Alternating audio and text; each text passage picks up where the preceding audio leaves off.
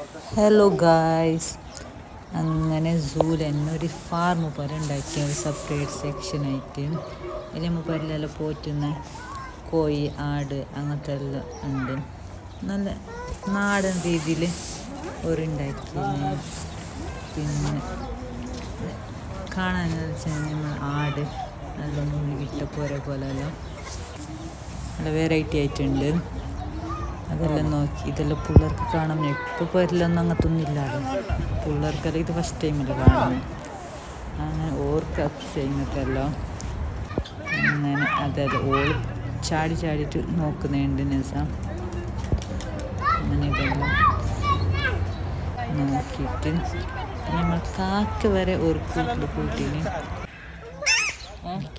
തത്തയൊക്കെ ഏകദേശം കാക്ക first time കാണുന്ന ഒരു സൂല്. അപ്പോൾ ഇത്രയേ ഉള്ളൂ. Okay, bye.